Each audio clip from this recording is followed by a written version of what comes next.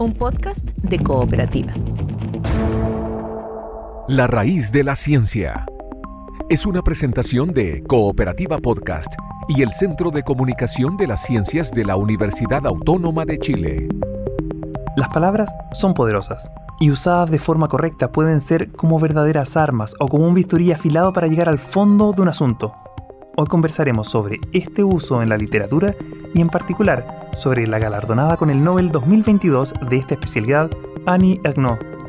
Discutiremos sobre su obra, estilo y un poco más de literatura junto a la doctora Carolina Gainza, subsecretaria de Ciencia, Tecnología, Conocimiento e Innovación. Esto es La raíz de la ciencia. La raíz de la ciencia es un proyecto financiado por el programa Ciencia Pública del Ministerio de Ciencia, Tecnología, Conocimiento e Innovación.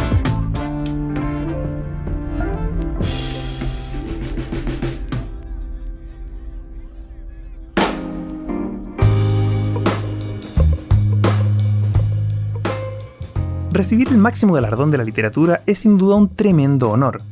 La Academia resalta la obra de Annie Ernaux por el coraje y la agudeza clínica con la que descubre las raíces, los extrañamientos y las restricciones colectivas en la memoria personal. Esta autora de 82 años ha escrito con un estilo único, principalmente autobiográfico, pero lejos de ser banalidades y experiencias rosa, el trabajo de Ernaux está marcado por la reflexión sobre la familia, la clase, la política y el género. En sus relatos, narra de forma íntima tanto sus vivencias, pero al mismo tiempo, como muchos críticos resaltan, desvela una realidad nacional, una especie de memoria colectiva. Por esta razón, es que no es fácil encasillar o poner sus libros en una estantería. Son historias personales, son autobiografía. Podríamos decir que es no ficción o una memoria, pero por otro lado, la misma autora nos dice que ella lo que escribe son historias, novelas. En sus palabras, el hecho de sumergirse a sí misma en una era y contar una historia ahí, para recrear y reconstruir desde las palabras y los sentimientos, es claramente un acto literario.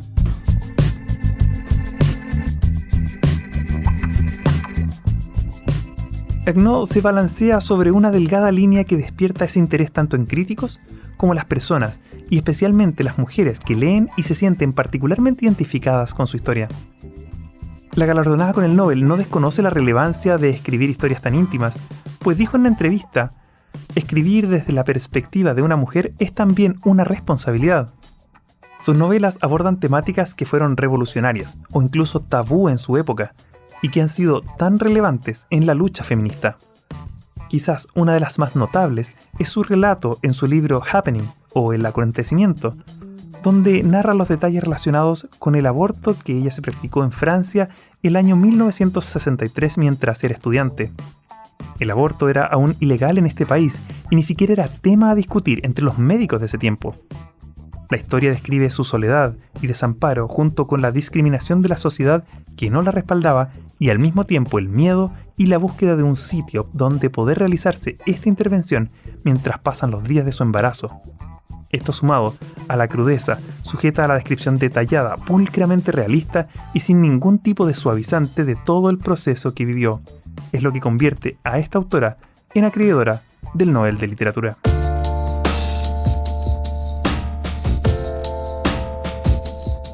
Para esta autora, el escribir es imposible separarlo de la política y se define como feminista, pero tomando distancia del llamado feminismo blanco. En una entrevista al medio El Clarín en Guadalajara, México, mencionó que este reproduce las mismas desigualdades que quieren erradicar. Por ejemplo, quiere prohibir que las mujeres musulmanas usen el velo.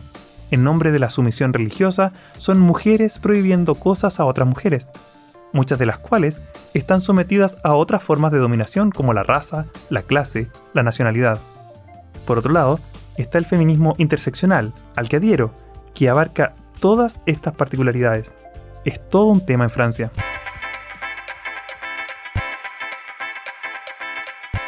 En sus otras novelas, como por ejemplo Los años, muestra cómo fue vivir en la sociedad francesa desde la posguerra hasta la primera década del siglo XXI.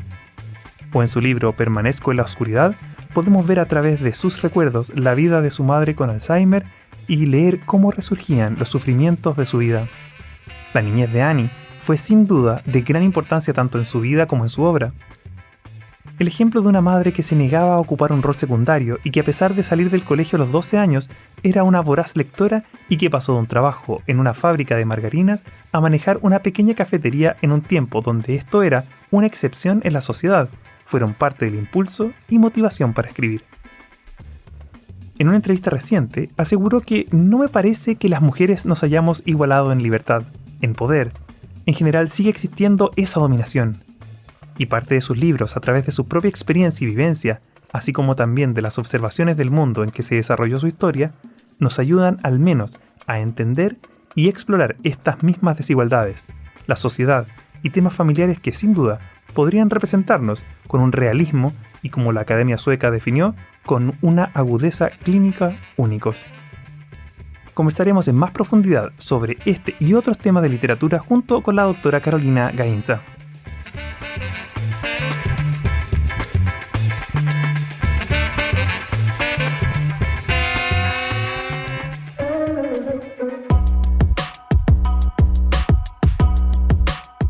Es un gusto tener a la doctora Carolina Gainza, subsecretaria de Ciencia, Tecnología, Conocimiento e Innovación. Ella es socióloga y doctora en Lenguajes y Literaturas Hispanas de la Universidad de Pittsburgh.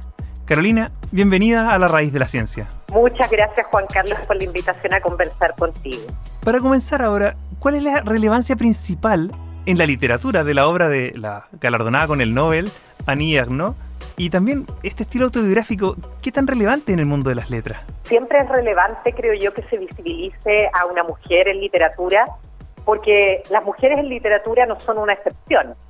Más bien, lo que ha ocurrido durante décadas y siglos es una invisibilización de la escritura de las mujeres. En el caso de Annie Ernaux, su trabajo está estrechamente inspirado en su propia vida, ¿no? Y donde ella en sus novelas, en su escritura, reflexiona sobre la familia, sobre la clase social, la política y el género también. Más en concreto, lo que uno encuentra en su escritura es una reflexión sobre las diferencias de clase, el acceso a la educación y a los bienes culturales, la enfermedad de Alzheimer también, el aborto, la pasión amorosa, la vergüenza de los orígenes humildes, la condición de ser mujer. Y bueno, y Annie Ernaux tiene el mérito también de haber sabido renovar la autobiografía, pero trascendiendo lo íntimo, donde le pone a la perspectiva de género una relevancia sociológica. Y sigue reflejando en la estela de Simone de Beauvoir el empoderamiento de toda una generación de mujeres que nació en los años 40. Mencionaste algo súper importante, lo hemos destacado harto en La Raíz de la Ciencia y también tenemos este enfoque de género junto con nuestro equipo, porque a pesar de que históricamente se ha relegado mucho a las mujeres en todos los Nobel, pero en literatura también. En los últimos años había una tendencia, en los últimos 15 años había un gran aumento en la presencia de mujeres. ¿Cómo ves esta tendencia? Bueno, es interesante y esto es algo que me gusta mucho de esta entrevista, que estamos hablando de la raíz de la ciencia y en general, claro, la ciencia se ha restringido a hablar de las ciencias naturales, de las ciencias matemáticas, físicas y matemáticas, y en este momento estamos hablando de literatura. Y la investigación en literatura, si bien uno podría decir, o sea, es parte de las humanidades y en ese sentido tiene sus propias metodologías muy distintas a las metodologías científicas, pero genera conocimiento. Y lo que nosotros hacemos en la investigación en literatura es justamente investigar ciertas prácticas, ciertas escrituras, el rol que tiene el lenguaje en generar mundos, en generar imaginarios, y también hay toda una línea que es muy potente en este momento, que es la investigación sobre la literatura de mujeres. Y por eso es que es tan importante en que estos premios visibilizan a las mujeres en la literatura. Es decir, las mujeres que han ganado estos premios los han ganado merecidamente y demuestran que la literatura de mujeres no es una excepción. En ese sentido, estos premios son muy importantes. En Chile hay figuras, ¿cierto?, fundamentales, tutelares, como Gabriela Mistral o María Luisa Bombal, y también en el último tiempo de Amelia Altit o Elvira Hernández, junto también a un número importante de narradoras jóvenes como Paulina Flores, Arelis Uribe o Romina Reyes, nacidas a fines de los 80, estas últimas, pero con carreras literarias consolidadas. Me gustaría mencionar también, no sé, a Lina Meruane, Alia Trabuco, Creo que también la investigación en literatura hace un trabajo importante en cuanto a visibilizar estas escrituras. Qué bueno, si tienen una lista buena para el verano para leer, para empezar. De todas maneras. Quiero salirme un poco de la temática de los Nobel y aprovechar que estoy acá también, porque aparte de tu rol como subsecretaria, eres doctora, eres una investigadora en literatura y justamente abordas el impacto de la tecnología en la literatura. ¿Podríamos decir que han surgido nuevas formas literarias en el último tiempo? Sí, de todas maneras. Es decir, la entrada de lo digital en la literatura ha producido una transformación importante en lo que es la escritura literaria. Si bien todavía no es una cosa que esté muy extendida o muy popular, quizás uno podría decir que se mantiene en el terreno de la experimentación, pero ha ido creciendo exponencialmente yo diría desde el año 2000 hasta ahora, y donde han ido apareciendo distintos géneros literarios que podríamos llamar en la experimentación con el lenguaje de código. Uno podría decir que ya ciertos autores habían imaginado una escritura que vemos hoy día en los formatos digitales, como por ejemplo podría mencionar a Rayuela de Julio Cortázar, que es una novela que se puede leer principalmente de dos formas, pero también en realidad el lector la puede leer como quiera. Ese es un ejemplo, y el otro, bueno, Jorge Luis Borges también había pensado un texto extendido, etcétera, y ese texto extendido es una de las primeras experimentaciones que aparecen con lo digital, es decir, una novela, por ejemplo, que en un párrafo tiene varios links, y cada uno de esos links te llevan a distintas partes de la novela, por lo tanto, tú puedes leer una versión de la novela y yo puedo leer otra, dependiendo de los caminos que haga. Esas son las primeras experimentaciones, y hasta ahora en este momento ya lo último, la vanguardia es la escritura con inteligencia artificial, donde la verdad es que uno ya no puede distinguir entre un poema escrito por un humano y un poema escrito por una inteligencia artificial. O sea, han llegado a estos niveles de perfección y de complejidad. Bueno, esto sin duda está transformando todo, la inteligencia artificial sin duda. Pero quiero preguntar algo más, quizá, ¿cómo nos transforma como seres humanos? Porque la producción, consumo y estudio en la disciplina de la literatura también ha cambiado, porque uno está acostumbrado al libro físico, a las páginas o un libro clásico, pero también hoy día se piensan en formato digital. ¿Es lo mismo para un usuario o para quienes escriben, quienes editan, el formato clásico que el digital? No es lo mismo. Mira, yo creo que todos los cambios tecnológicos producen transformaciones culturales. Todas estas nuevas tecnologías generan miedos. Cuando empezó a aparecer la escritura, se decía que los seres humanos íbamos a perder nuestra capacidad de memorizar y de retener recuerdos y experiencias, porque la escritura lo que hacía era disminuir la capacidad cultural de los seres humanos, porque la oralidad tenía una mayor complejidad. Con las tecnologías digitales y en la literatura digital, es que lo que hizo lo digital fue abrir las posibilidades de la escritura. Cuando tú piensas una novela para ser leída en la pantalla de un computador, los mismos algoritmos te permiten ciertos tipos de combinaciones y juegos de lenguaje que te permiten presentar la literatura de otra manera con otros recursos. Podríamos decir que hoy día el mismo Internet nos está acostumbrando a procesar la información de otra manera. Va saltando de un lugar a otro, y eso va cambiando la manera en que tú organizas el pensamiento y cómo procesas esa información. Claro, pero no tenemos que tenerle miedo. Ese es un buen mensaje que nos has dejado, yo creo. No hay que tenerle miedo. Vamos a seguir evolucionando en este sentido. Se nos está acabando un poco el tiempo, pero hay algo que no puedo dejar de preguntarte, y es que como subsecretaria en el Ministerio, ¿cuáles son los principales lineamientos en los que están trabajando y qué se nos viene? Yo creo que una de las cosas más importantes, y por eso te agradezco esta entrevista, es mostrar que así como tenemos que fomentar el desarrollo de las ciencias naturales, de las ciencias físicas y matemáticas, del desarrollo tecnológico, de la investigación en tecnología, es muy importante también que tengamos investigación sólida y robusta en las áreas de las ciencias sociales, la investigación en arte y la investigación en humanidades. Por ejemplo, desde la investigación en artes, qué importante es comprender cómo cambia la escritura, cómo cambia la estética, la experiencia estética con la entrada de las tecnologías digitales, por ejemplo.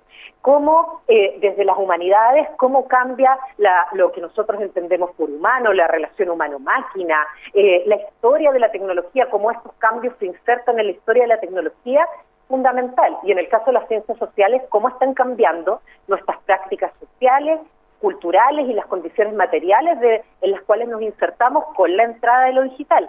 Y así te podría dar ejemplos en relación con la crisis climática, en relación con las migraciones, etcétera. Ya necesitamos que los conocimientos conversen, las distintas áreas del conocimiento. Qué bueno que lo estén haciendo, realmente ha sido un gran desafío, y la raíz de la ciencia justamente es este espacio también donde podemos hablar de ciencias y no solamente, como decías tú, de la físico-matemática o de la química, que como siempre se percibe, sino también a las ciencias sociales, el arte y la literatura.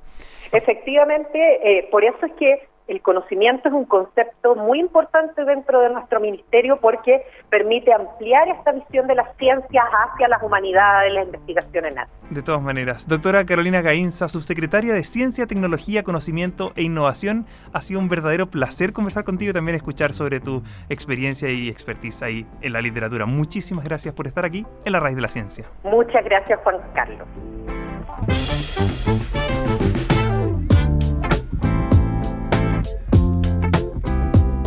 La Raíz de la Ciencia es un proyecto financiado por el programa Ciencia Pública del Ministerio de Ciencia, Tecnología, Conocimiento e Innovación.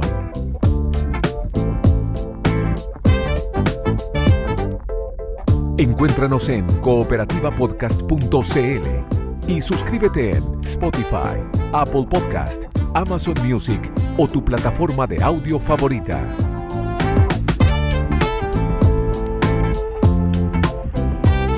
La Raíz de la Ciencia es una presentación del Centro de Comunicación de las Ciencias de la Universidad Autónoma de Chile y cooperativapodcast.cl. Otra forma de escuchar.